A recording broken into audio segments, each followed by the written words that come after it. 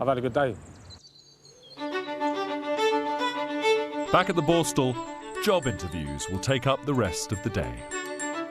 What I've organised for the boys today is for them to meet 5 employers who have a track record of employing people who have offended. And so there should be no embarrassment if they've committed crime, and some of them have been in prison. This is a real opportunity for these boys to get a job. What does it do? Takes your hairs off of your tube. For some of the lads, a job interview is uncharted territory. It's my first ever interview. Yeah, I'd say I'm quite nervous.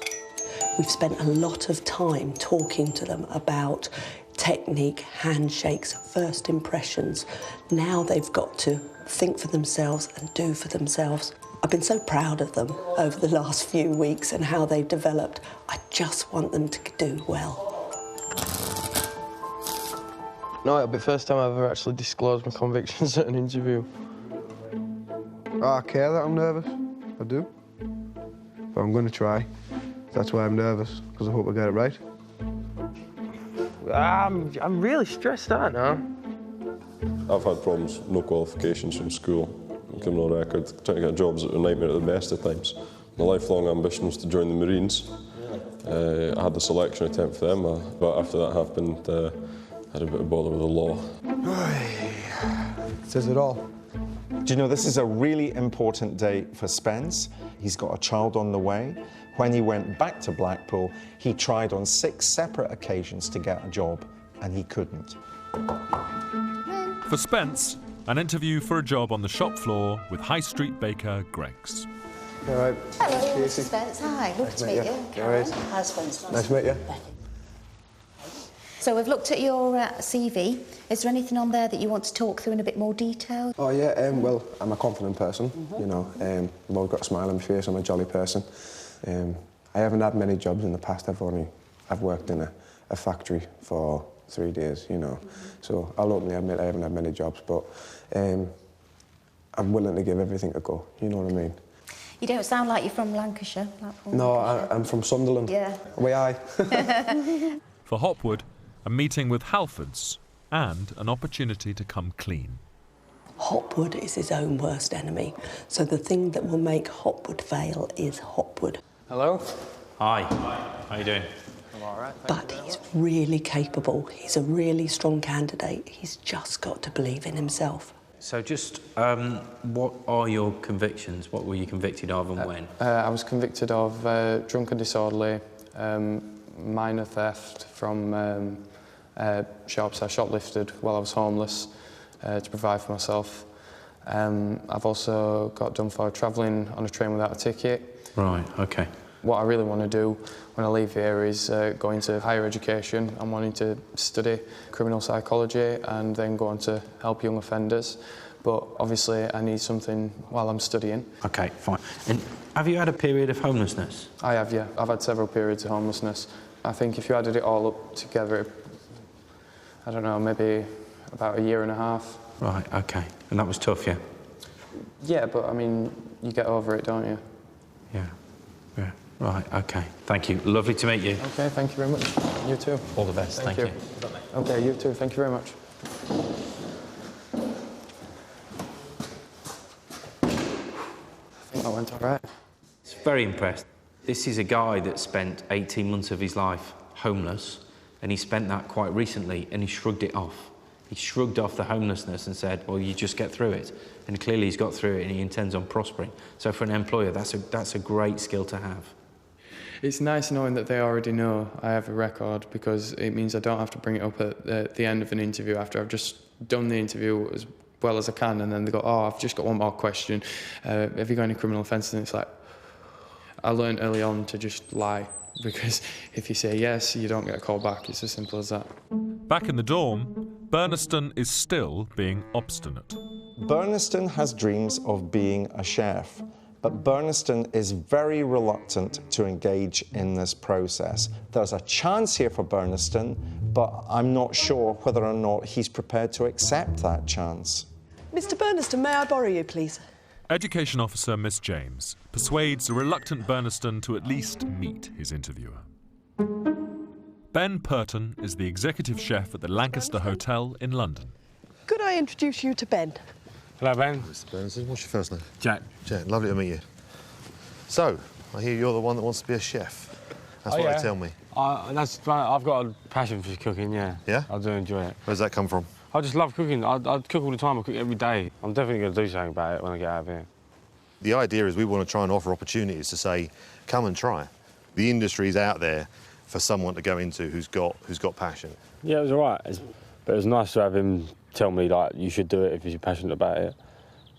So give me a bit of a kick up the arse. If I had to bet that I was going to make it, I'd put a tenner on it.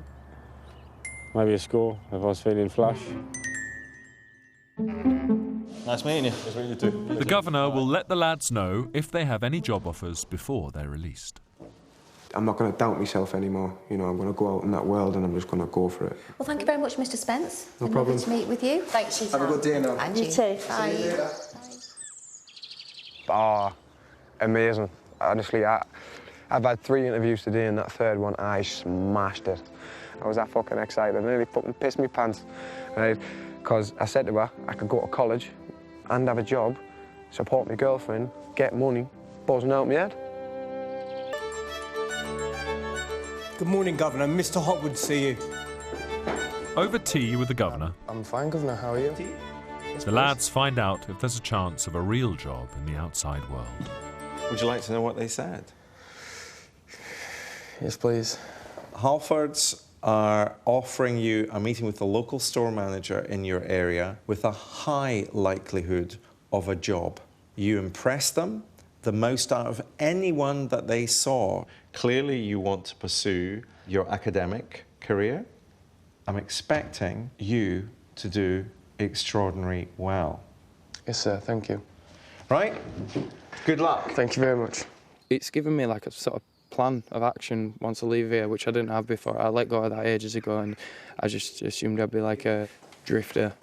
I genuinely think Borstal's changed my life. Have you been rethinking your ambition about the Marines, or is that still where you're focused on? That's still where I'm focused on. I found out exactly when my conviction's spent, so as soon as I'm out of here, I'll be giving the careers office up in Aberdeen a call.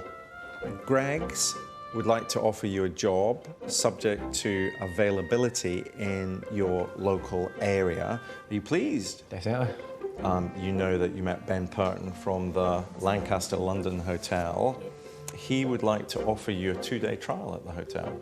That could lead to something else. Thank you very much. Good morning, Governor. Mr. Spence for you. Thank you. Spence, come in. Cup of tea? Thank you very much. Fine china. It's your final day, that's why. So, how did you think yesterday went? I thought it went all right. Greg's would like to offer you a job. Really? Yeah. Really? They recognised you as someone who just needs a chance to shine. I got a job. I don't get it. But it feels good. I got a job. Well, Halfords are also keen to see you again. Clearly, you impressed them. How does that make you feel? Timson's would like to offer you a 1-day trial that could lead to employment. So what, you're seeing all 3? All 3. I can't believe all 3 said that. When I walk out of here, I'm going to walk out with my head held high. I can see that I've got a good future ahead of me. The last meal in Borstal, a roast dinner, where staff and lads dine together as equals. I came to this programme to have a good time, and in the first week I started losing my mind, but I realised I can achieve the highest heights.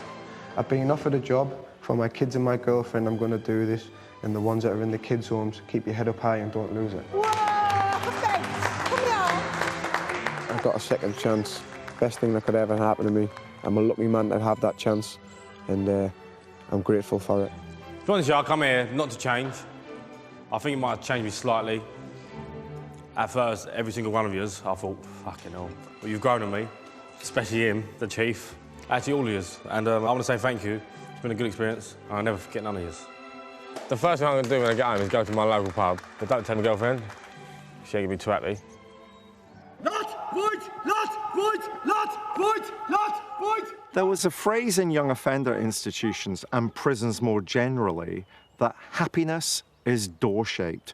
In other words, it's better to put prisoners into their cell, locked up, sleeping on their beds or watching the telly. But frankly, in the long run, it doesn't do anything to change those young men, and it doesn't do anything to reduce the levels of crime. Listen in.